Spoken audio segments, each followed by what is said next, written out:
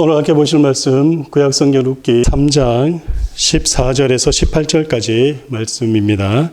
저희신 줄 알고 한 목소리로 함께 봉독하시겠습니다. 룻이 새벽까지 그의 발치에 누웠다가 사람이 서로 알아보기 어려울 때 일어났으니 보아스가 말하기를 여인이 타작마당에 들어온 것을 사람이 알지 못하여야 할 것이라 하였음이라. 보아스가 이르되 내 겉옷을 가져다가 그것을 펴서 잡으라 하매 그것을 펴서 잡으니 보리를 6번 되어 룻에게 지워주고 성읍으로 들어가니라. 룻이 시어머니에게 가니 그가 이르되 내 딸아 어떻게 되었느냐 하니 룻이 그 사람이 자기에게 행한 것을 다 알리고 이르되 그가 내게 이 보리를 6번 되어 주며 이르기를 빈손으로 내 시어머니에게 가지 말라 하더이다 하니라. 이에 시어머니가 이르되 내 딸아 이 사건이 어떻게 될지 알기까지 앉아 있으라. 그 사람이 오늘 이 일을 성취하기 전에는 쉬지 아니하리라 하니라. 아멘. 아멘. 지난 시간까지 나눈 그 룻기 내용, 여러분 머릿속에 정리가 안 되시는 분들도 좀 있을 겁니다. 룻기 내용을 알고 계시는 분들은 이런 내용이다라고 알기 때문에 제가 그 룻기의 내용을 가지고 구속사적으로 해석을 해드리면 따라오시는데요. 룻기가 도대체 무슨 내용인지, 그리고 구약 성경을 읽었지만 룻기를 그냥 한번 스쳐만 지나갔던 그런 분들은 룻기 내용부터 먼저 스토리가 어떻게 되는지부터 먼저 기억을 하고 계시는 상황 속에서 저랑 말씀을 같이 나눌 때 또 이 말씀이 우리에게 던지는 구속사적인 그런 의미가 무엇인지를 알 수 있습니다. 그래서 한번 다시 좀 정리를 해보려고 합니다. 자, 룻기 배경의 내용은 사사들이 치리하던 때였다라고 말씀을 드렸습니다. 이때 유다 베들레헴에 누가 살았다고 얘기합니까? 모르셔도 돼요. 엘리멜렉이라는 사람, 우리가 나오미 룻은 알아도 엘리멜렉이라는 사람 이름은 기억을 잘 안 하거든요. 엘리멜렉이 나오미의 누굽니까? 남편이에요. 나오미의 남편 엘리멜렉이 유대 베들레헴에 가정을 꾸리고 살았단 말이에요. 그러다가 어느 날 갑자기 어디요? 그 유대 베들레헴 유대 땅에 뭐가 일어난 거예요? 기근, 흉년이 일어난 겁니다. 그래서 이들이 어디로 간 겁니까? 모압 땅으로 이민자의 삶을 살기 위해서 간 거예요. 어쩌면 우리랑 똑같죠.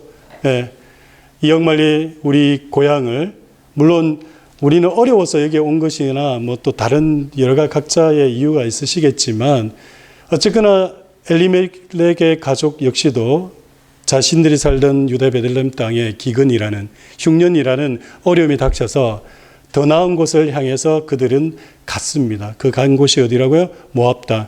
그곳에서 엘리멜렉의 두 아들, 나오미의 두 아들, 그 두 아들이 모압 땅의 여인을 아내로 맞이해서 정말 가정을 꾸리고 잘 살았던 것 같습니다. 언제까지요? 10년 동안. 그리고 10년째가 되던 해 어떤 불행이 그 가정에 닥칩니까?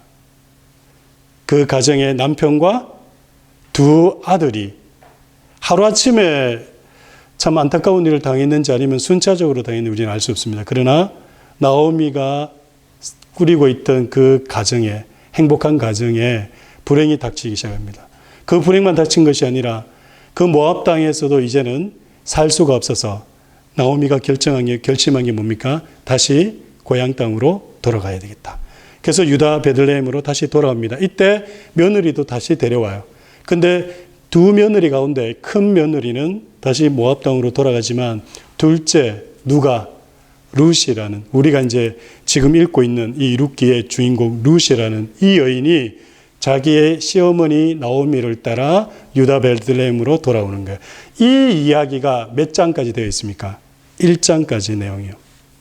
그리고 2장 내용에서는 이 룻이 자기 시어머니를 복양하고 섬기고 또 먹고 살아야 되죠. 먹고 살기 위해서 아무것도 연고도 없고 힘도 없고 연약한 여인이 할 수 있는 건 뭐였습니까? 그 당시 유대 베들레헴의 율법으로 지켜져야 했던 그런 법을 중심으로 해서 어떻게 생계를 꾸려가는 일을 하게 되지 않습니까? 그게 뭡니까? 누군가의 밭에 가서 그 밭에 이삭을 주워오는 거. 그래서 주워서 시어머니를 공양하려고 그렇게 한 겁니다. 룻이. 그래서 밭에 나갔는데 하필 나간 그 밭이 누구의 밭이었습니까? 앞으로 장차 자신들의 기업을 물어줄 자. 근데요, 제가 누구한테 연락을 받았어요. 기업 물을 자라는 게 무슨 의미예요? 그러시더라고요. 기업을 물을 자라는 게 뭐냐면요. 예를 들어서 제가 어떤 이걸 제 거예요. 이게 제 거예요. 근데 제가 어디 가야 되니까 돈을 마련해야 되잖아요. 그래서 이걸 누군가에 팔았어요. 그러면 제 겁니까? 아닙니까? 아니죠. 그런데 이스라엘 법에는요, 독특해. 뭐냐면, 요게 언제 동안 내 게 아니냐면, 50년 동안 내 게 아니에요. 그러나 50년째가 되면, 이게 다시 내 거로 돌아와요. 그렇기 때문에 마음대로 팔 수가 있는 거예요. 팔고 50년이 지나면 다시 내한테 돌아와요. 그러면 그 전에 돌아오게 하기 위해서는 어떻게 하면 돼요? 내가 값을 주고, 그걸 다시 사면 되죠. 근데 지금 봐요. 나오미가 모압 땅으로 갔어요. 다 팔고 갔어요. 자기 땅을 다 팔고 갔어요. 갔는데 다시 돌아왔어. 자기 땅이 있어요? 없어요? 없어요. 없으니까 남의 집에 가서 이삭을 주어야 되는 거야. 근데 내가 남의 집에 가서 이삭을 안 줍고 내가 씨 뿌려서 농사해서 거두려면 내 땅이 있어야 되잖아요. 그럼 내 땅을 도로 사야 돼요? 안 사야 돼요? 못 사잖아. 그런데 그 땅을 대신 사줄 사람이 있어요. 누구요? 내 친척 가운데 누가 그 땅을 대신 사서 나한테 주면 돼요. 그게 뭐라고요? 기업 물을 자라는 거예요. 그래서 보아스를 만난 거예요. 누가요? 나오미가. 그래서 나오미가 보아스를 보고 뭐라 그럽니까? 저가 우리의 기업 물을 자다. 그래서 보아스가 어떻게 하면 되는 거예요? 밭을 사서 다시 나오미에게 주면 돼요. 그런데 여러분 4장 가면 다음 주에 제가 설명드리기 전에 먼저 설명을 드릴게요. 4장 가면 보아스보다 먼저 기업 물을 자가 있다라고 오늘 이제 설교 말씀에 나옵니다. 그러면 그 사람이 먼저 물어줘야 되는데 그 사람이 사줘야 되거든요. 근데 뭐라 그럽니까? 이 사람이 안 사준다 그래요. 왜요? 내가 그걸 사서 이 사람 나오미한테 돌려주면 내 재산에 손해가 보는 거잖아. 그러니까 안 사준다 그러니까 그러면 내가 사주겠다. 보아스가 내가 사주겠다 해서 보아스가 기업 물을 자가 되는 겁니다. 이해되십니까? 이런 배경과 이런 것들을 알고 말씀을 쭉 읽어오셔야 됩니다. 그래야지 이 말씀이 이게요 레위기에 다 있어요. 그래서 제가 레위기를 우리가 공부하자. 레위기를 읽자라고 했던 이유가 그게요. 레위기를 우리가 기본으로 해야지 모든 성경이 풀리게 돼 있어요. 풀리게 돼 있다. 자, 어쨌든 간에, 그래서 2장에서 내용은 바로 뭐냐면, 이 룻이 시어머니를 복양하기 위해서 밭으로 갔는데, 거기에서 누구의 밭? 보아스의 밭에서 어떤 일이 일어납니까?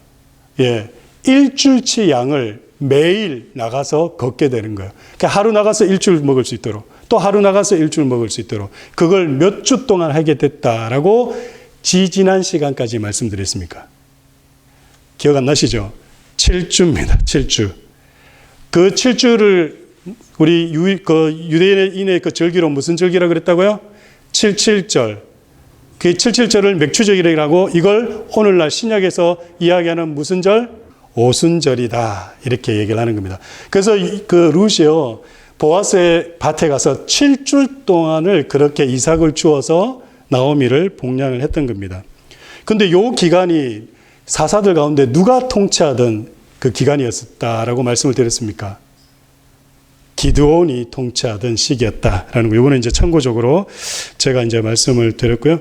그리고 또 이제 3장에 가서 이제 저희가 이제 지난주부터 제가 3장 말씀을 또 살펴보았죠. 그죠? 3장 말씀 와서 드디어 나오미가 뭐라 그럽니까?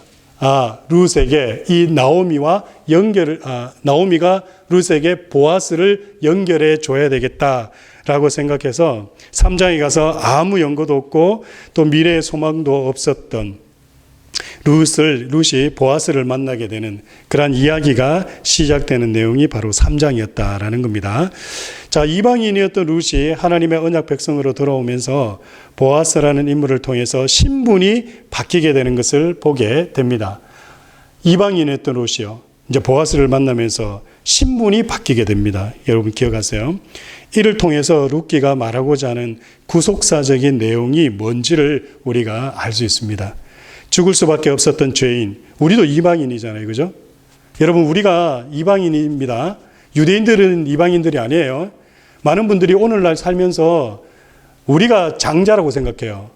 워낙 기독교에서 그걸 아주 강하게 얘기해주고 해가지고 우리 이방인입니다. 예수님이 오실 당시만 하더라도 우리 한국 사람들 그때 무슨 시대였다고요? 고구려 시대였어요.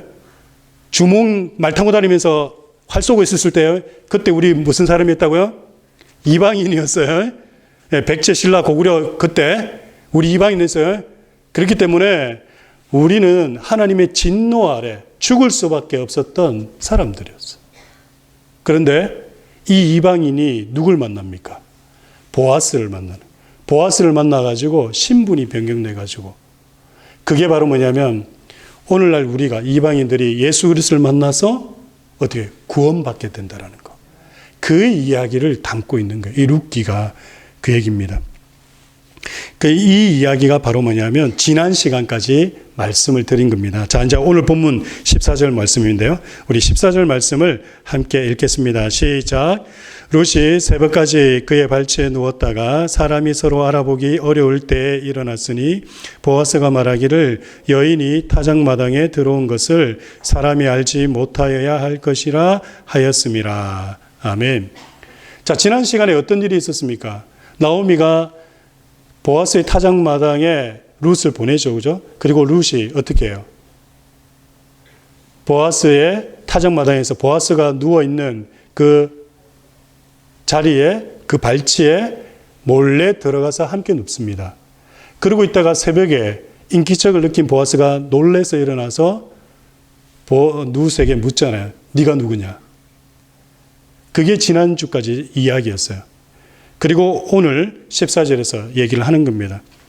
룻이 새벽까지 그 발치에 누웠다가 사람이 서로 알아보기 어려울 때 일어났으니 보아스가 말하기를 여인이 타작마당에 들어온 것을 사람이 알지 못하여 할 것이라. 지난주 말씀에서요. 룻은 나오미의 명령을 따라 보아스가 누운 자리에 들어가게 됩니다. 그런데 그때 인기척을 느꼈던 보아스가 놀라서 룻에게 묻죠. 네가 누구냐라고 묻습니다. 그리고 보아스는 왜 룻이 자신의 타작마당에 들어오게 되었는지에 대한 자초지경을 다 듣게 됩니다. 그런데 오늘 14절 말씀에서 보아스의 말을 보면 의문점이 하나 생깁니다.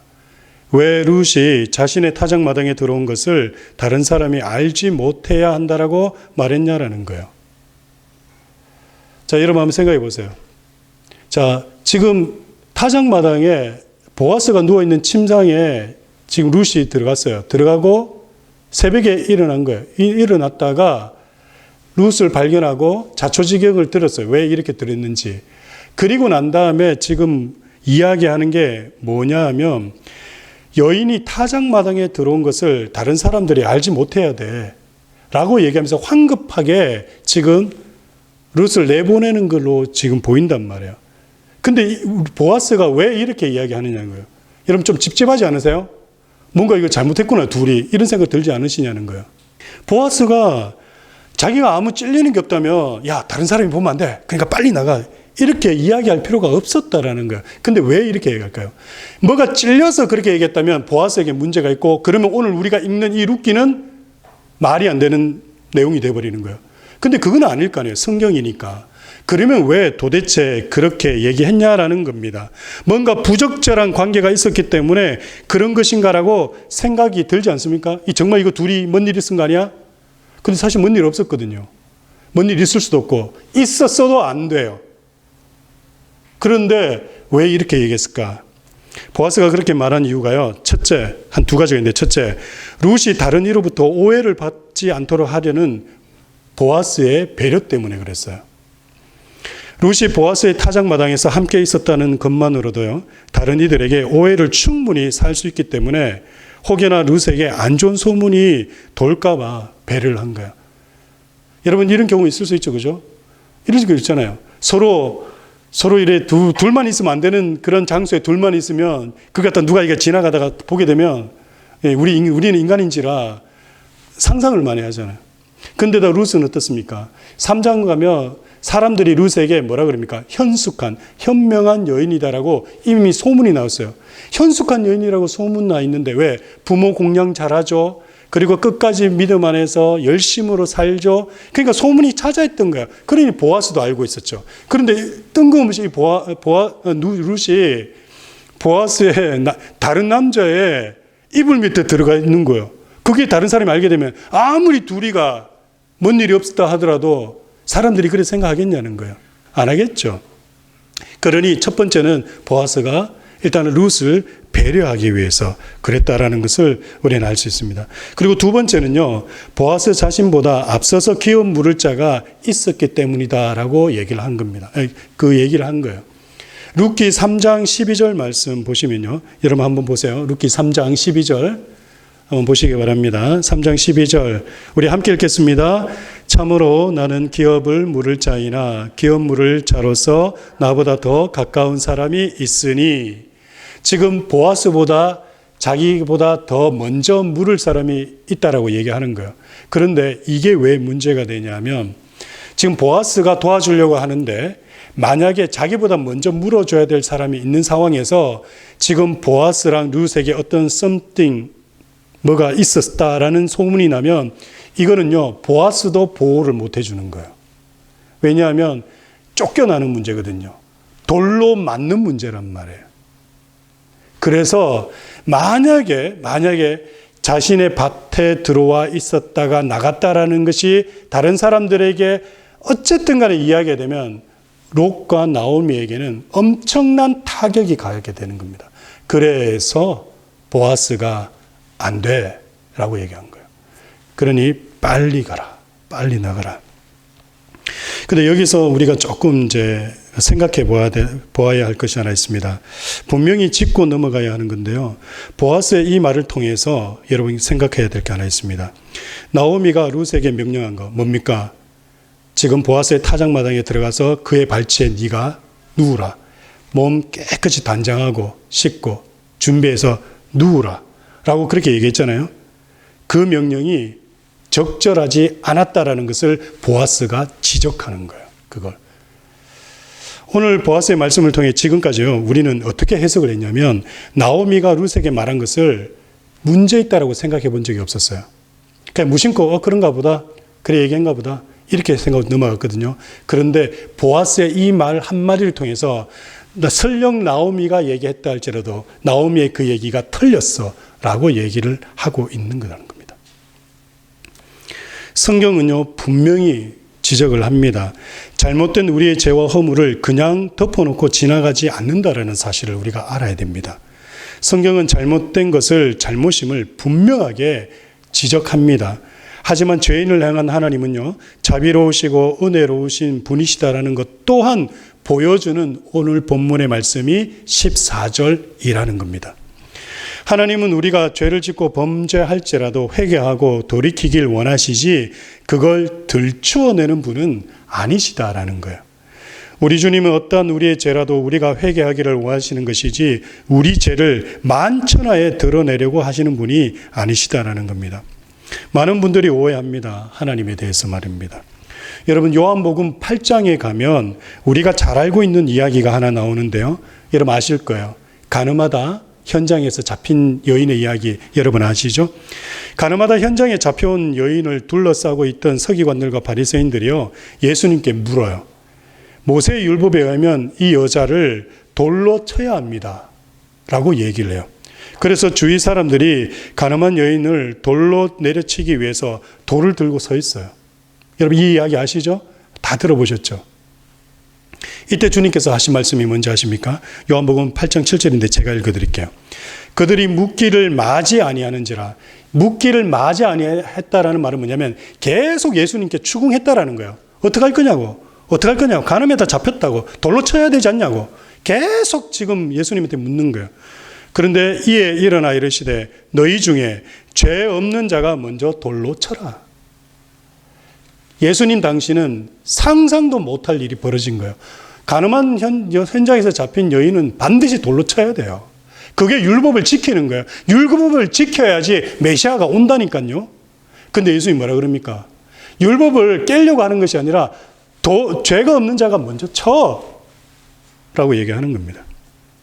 율법에 의하면 이 여인은 분명 돌로 쳐 죽임을 당해야 하는 사람이었습니다. 하지만 우리 주님께서 어떻게 하십니까? 이 여인을 감싸주시는 거예요. 여기서 중요한 거 있습니다. 여인을 감싼 거지 여인의 죄를 감싼 게 아닙니다. 여러분 꼭 분간하셔야 돼요. 여인을 감싼 겁니다. 여인의 죄를 감싼 게 아니에요.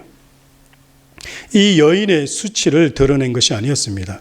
그리고 예수님은 가늠하다 잡힌 여인에게 말씀하십니다. 요한복음 8장 10절인데요.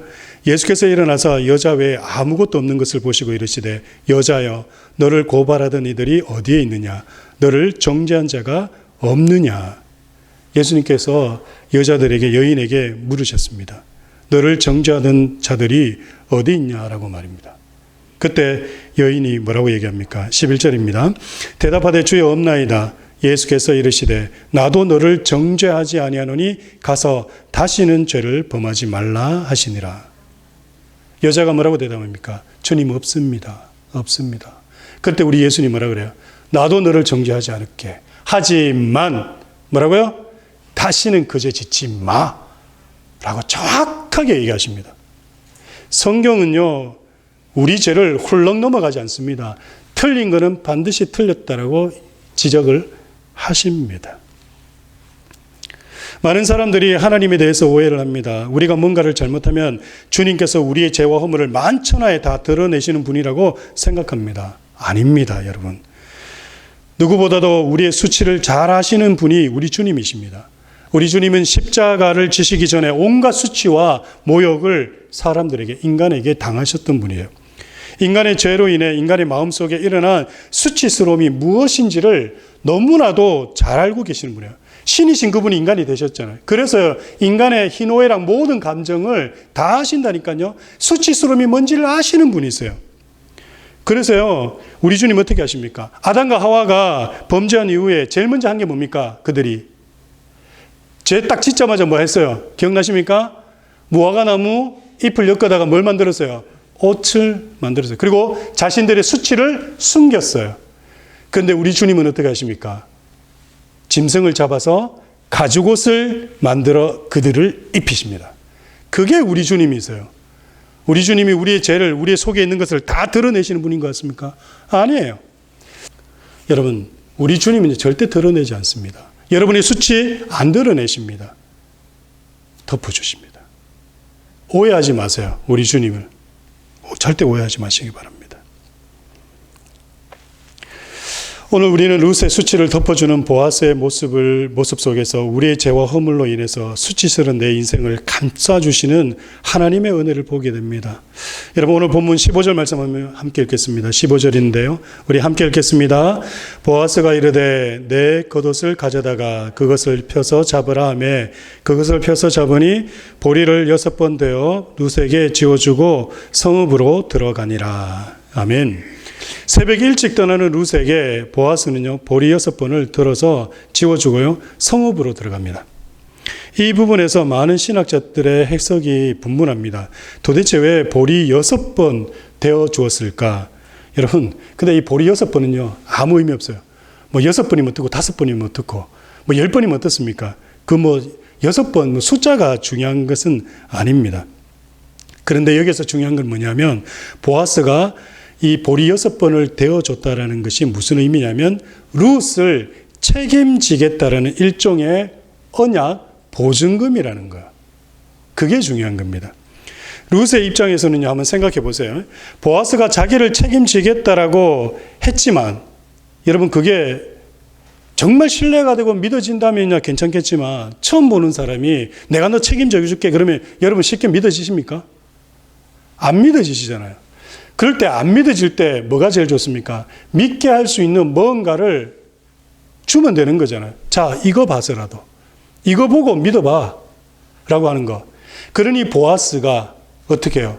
룻에게 6번이라는 행위도 중요하지만 그 보리 6대를 되어주면서 이제부터 내가 너와 너희 시어머니를 책임진다.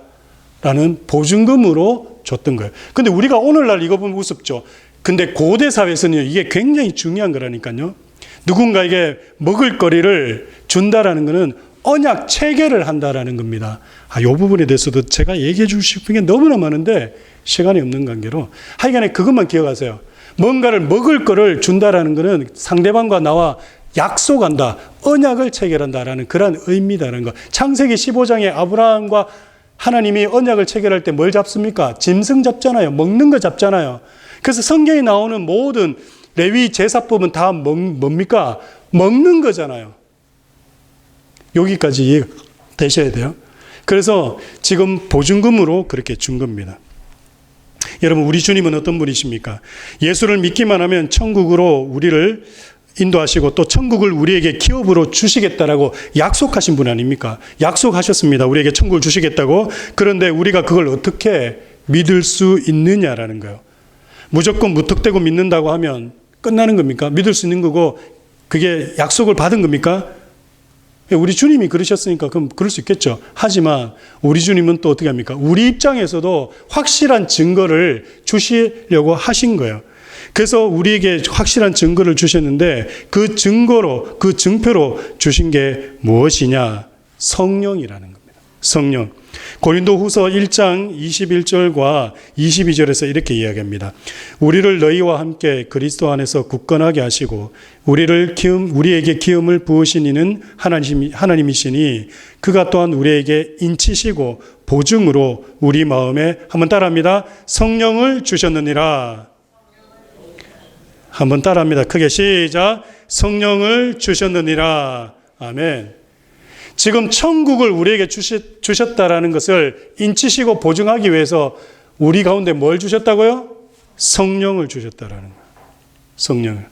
우리를 하나님의 자녀로서 끝까지 책임져 주시고 하나님의 나라를 기업으로 주시겠다라고 약속하신 주님은 말로만 하신 것이 아니라 확실한 보증으로 그의 영이신 성령을 우리에게 보내주심으로 우리가 장차 하나님의 나라를 받을 것을 보증하셨다라는 겁니다.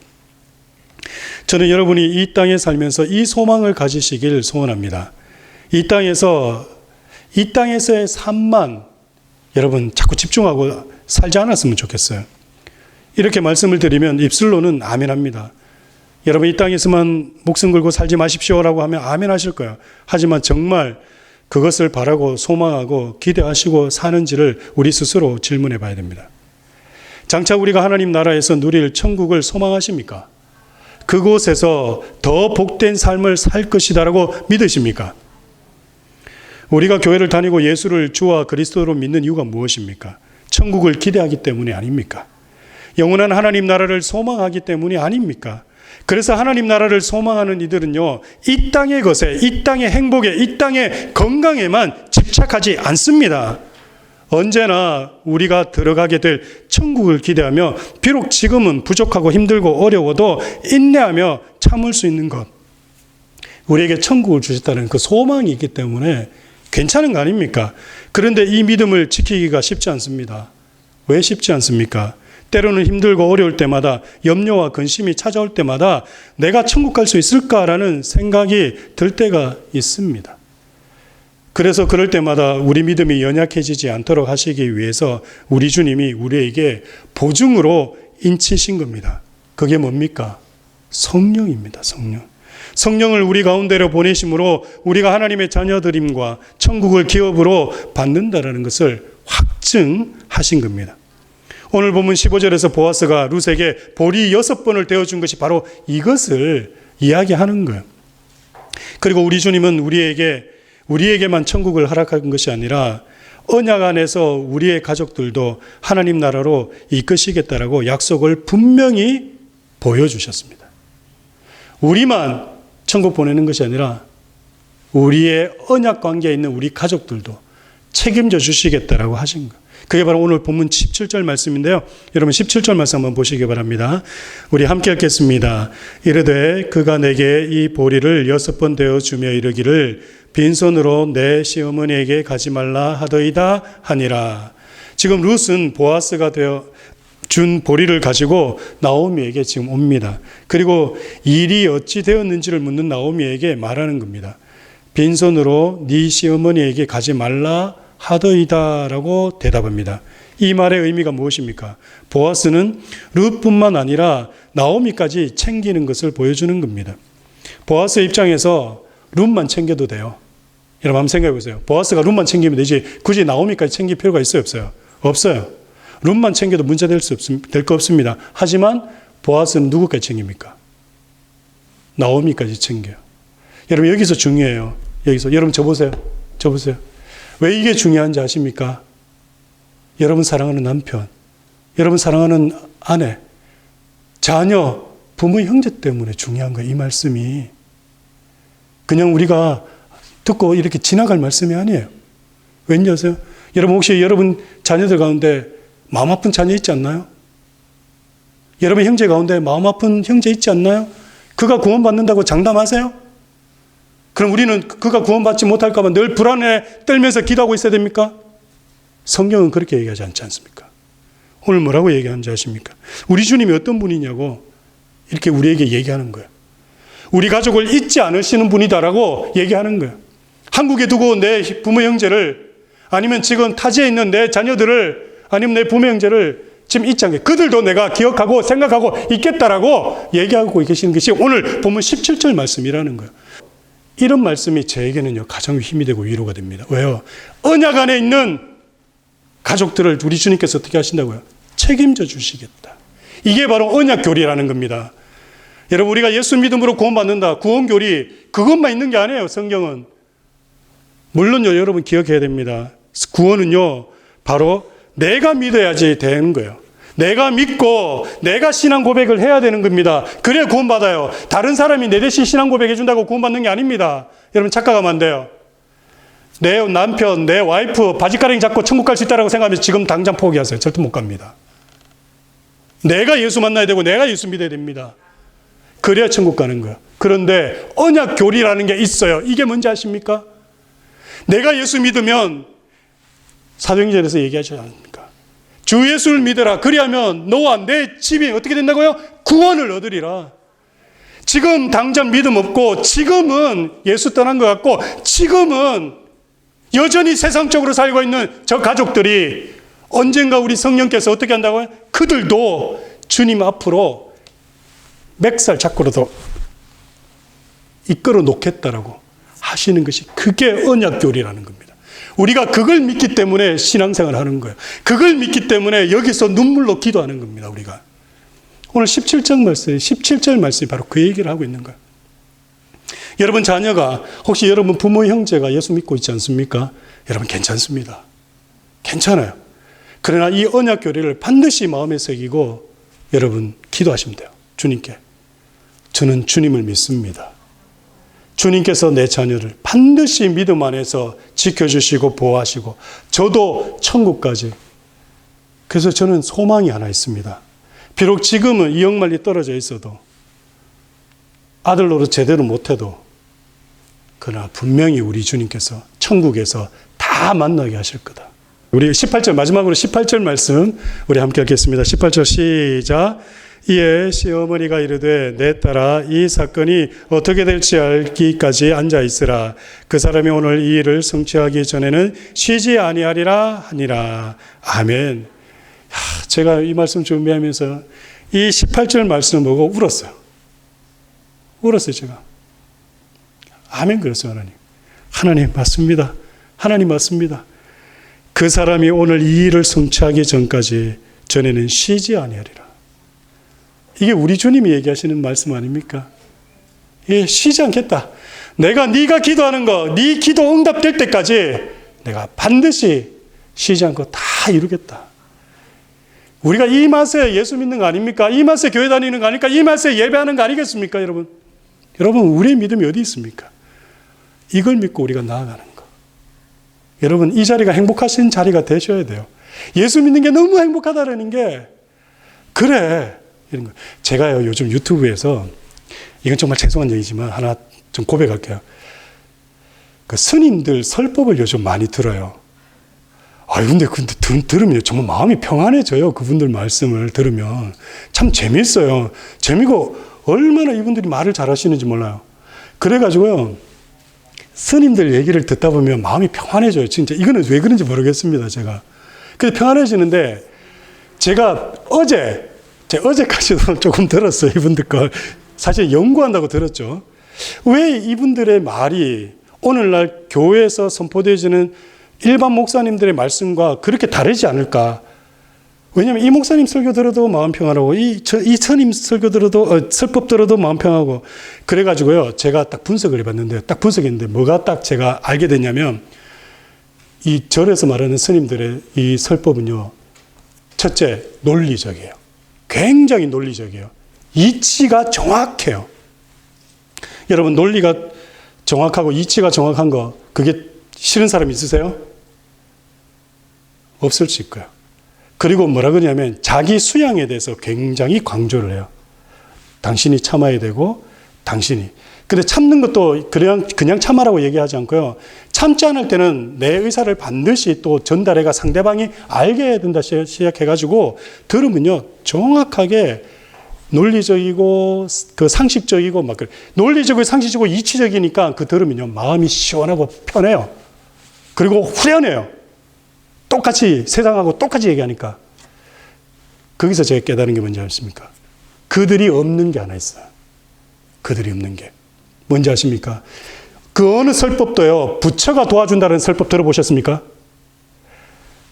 여러분 안 들어보셨으니까 모르실 겁니다. 그래서 들어보지 마세요. 제가 답만 드릴게요. 제가 다 들어봤어요. 한 스님도요 부처가 여러분을 도와준다는 설법은 한 번도 안 해요. 근데 성경은 뭐라 그럽니까? 그렇죠. 우리 주님이 예수님이 하나님께서 우리를 어떻게 하신다고요?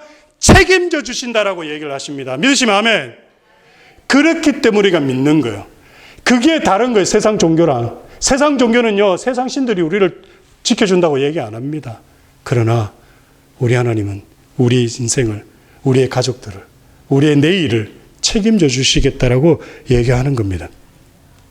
우리가 이 이민자의 삶을 살면서 혹은 우리의 인생을 살면서 가장 두렵고 불안할 때가 언제입니까?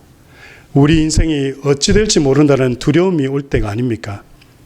누군가가 잘 지켜주는 이도 없고 나 혼자 모든 것을 헤쳐나가야 할 때 막막한 때문에 힘들고 어렵지 않으셨습니까? 그런 시간이 너무 오래 지나다 보니까 이제는 마음에 감동도 없고 믿음도 무뎌지고 뭔지는 이제는 나 혼자 뭐든지 이제는 나 혼자 해결해야 된다는 생각에 기도보다 일 처리를 먼저 하려고 하게 되지 않으셨습니까? 제가 요즘 우리 교우들을 위해서 기도하는 기도 내용 가운데 가장 많이 기도하는 기도 내용이 있습니다. 그게 뭐냐면요.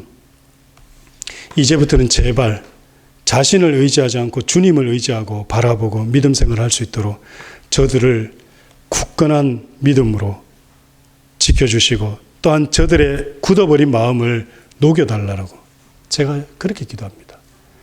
내 스스로 뭔가를 하려고 하지 말고 이제 주님을 좀 의지하게 해달라고. 그래서 주님께 나와서 기도하게 해달라고. 물론 아니라고 하실 분도 있을 줄 압니다. 이민자의 삶을 치열하고 외롭게 걸어오신 분들 가운데 각자의 문제를 스스로 해결할 수밖에 없었던 상황 때문에 하나님을 믿고 의지하고 훈련하기보다 다른 사람을 의지하거나 자신의 힘으로 무언가를 해결하는 것을 믿음으로 생각하는 분들이 많이 계세요. 내가 뭔가를 해야 된다. 그것도 믿음이다. 이렇게 얘기하시는 분들이 있단 말입니다. 저도 마찬가지입니다. 저도. 그래서 사람들이 이렇게 얘기합니다. 기도도 해야 하지만 우리도 뭔가를 해야 한다라고 말입니다. 틀린 말 아니죠? 틀린 말 아닙니다. 그런데요. 솔직하게 정직하게 여러분 마음속으로 물어보시기 바랍니다. 하나님의 도우심을 믿고 우리가 최선을 다하려고 하는지 말입니다. 아니면 우리가 하는 기도는 그저 장식품이고 내가 문제를 해결하려 하는 것이 최선이라고 생각은 하지 않으시냐라는 거예요. 정말 하나님이 살아계시고 우리의 기도에 응답하실 것을 믿고 있다면 우리는 기도가 우선이 될 수밖에 없습니다. 여러분은 여러분의 문제 해결을 위해서 기도하십니까? 또 이렇게 말씀을 드리면 나는 늘 마음속으로 기도하고 있다라고 말하시는 분들이 있을 줄 압니다. 정확히 말씀드립니다. 마음속으로 기도하는 것은 기도가 아닙니다. 기도는 여러분들이 주님께 간절함으로 나아가는 시간과 장소가 따로 있어야 됩니다. 그게 기도예요. 여러분 착각하지 마세요. 그렇지 않으면 우리 주님이요. 겟세마네 동산에서 기도하실 필요 없으셨어요. 아침마다 일찍이 제자들 놔두고 한적한 곳으로 가서 기도하실 필요가 없으셨어요. 그냥 길 가면서 어디 전도 가시면서 기도 가는 가운데 기도하셨으면 됐죠. 무타로 그렇게 시간하고 장소를 갖다 구별해서 기도하셨겠습니까? 어떤 분들은 그럽니다. 운전하면서 길 가면서 설거지하면서 기도한다라고 말입니다. 그거 기도 아닙니다. 이렇게 또 말씀을 드리면 저는 집에서 그렇게 하신다라고, 집에서 기도하는데요, 직장이시나 사업장에서 그렇게 기도하는데요 라고 하시는 분들 계십니다. 다시 말씀드립니다. 그럴 것 같으면 현장 예배 드리지 않아도 됩니다. 뭐하러 현장 예배 드립니까? 집에서 온라인으로 예배 드리면 되지. 집에서 기도할 수 있는데 뭐하러 나와서 여기서 기도합니까? 기도할 필요 없어요. 집에서 기도해도 되는데. 우리 자신을 속여서는 안 됩니다. 속여서는 안 돼요. 어제 한국에요, 크리스찬 신문에서 한 가지 통계가 발표됐는데, 여러분 정말 놀라운 통계예요. 코로나 기간에 현장 예배를 드린 교회가요, 다 성장했대요. 여러분 이거 아십니까?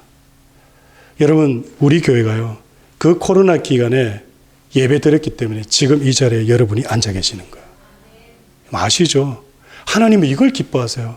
여러분이 나와서 기도하고 찬양하고 예배하는 거, 그거 원하세요. 그래야지 살아나는 거예요, 내 영혼이. 집에서 주구장창 앉아서 기도하겠다? 여러분 안 된다는 거 아시잖아요. 말씀 보겠다? 안 된다는 거 아시잖아요. 오늘 말씀 참 내용이 많은데 시간이 너무 갔기 때문에 간만에 여러분들하고 또 한 2주 만에 말씀을 드려보니까 너무 내용이 길어졌습니다. 여러분, 우리 주님께서 어떤 분이십니까? 우리의 죄와 허물을 들춰내는 분이 아니시라 우리의 수치를 감싸주시고 우리로 하여금 주님의 은혜의 보좌 앞으로 나아올 수 있도록 인도해 주시는 분이십니다. 우리 주님은 성령을 우리에게 주심으로 또 하나님 나라를 보증해 주신 분이십니다. 그러므로 우리 모두는요, 성령으로 충만한 삶을 살아야 합니다. 마지막으로 우리 주님은 우리뿐만 아니라 언약 안에 있는 우리 가족들까지 책임져 주시고 또한 끝까지 성취하시는 분이십니다. 이 놀라운 주 예수를 이번 한 주간 믿고 의지하는 신앙으로 살아내는 한 주 되시기를 간절히 소원합니다. 기도하겠습니다. 그러므로 너희가 그리스도와 함께 다시 살리심을 받았으면 위의 것을 찾으라. 거기는 그리스도께서 하나님 우편에 앉아 계시느니라. 위의 것을 생각하고 땅의 것을 생각하지 말라. 이는 너희가 죽었고 너희 생명이 그리스도와 함께 하나님 안에 감추어졌음이라. 우리 생명이신 그리스도께서 나타내실 그때에 너희도 그와 함께 영광 중에 나타나리라. 아멘. 예수를 믿는다라는 것이 이 땅의 것에 목숨을 거는 삶을 사는 것이 아님을 분명히 말씀하십니다. 언제부턴가 기독교가 이 땅의 복만 누리길 원하는 기복적인 종교로 전락해 버렸습니다. 내 자녀가 잘 되고 내 건강과 내 사업장에만 문제 없으면 신앙생활 하는데 별 문제가 없다라고 생각합니다. 천국에 대한 소망은 그리 중요하지 않습니다. 천국에 가도 그만, 가지 않아도 그만, 어쩜 이런 생각이 솔직한 우리의 마음이 아닌지 모릅니다. 이 땅에서만 별 문제 없으면 된다라고 우리 마음속 깊이 자리 잡고 있는 것은 아닌지 모르겠습니다. 오 주님, 우리의 마음을 깨트려 주시고 우리의 믿음을 일깨워 주옵소서. 어렵던 시절 천국과 예수 그리스도를 향한 열정으로 불탔던 그때로 다시 돌아갈 수 있도록 인도해 주옵소서. 우리의 영안을 열어주사 하나님 살아계심을 보게 하옵소서. 이번 한 주간도 우리를 인도하실 주님을 신뢰하며 주 예수와 날마다 동행하는 삶을 살게 하옵소서. 내 삶의 가장 중심에 우리 주 예수를 모신 삶을 살게 하옵소서. 이번 한 주도 성령으로 충만하게 해 주시기를 간절히 소원하오며 우리 주 예수 그리스도의 이름으로 기도드립니다. 아멘.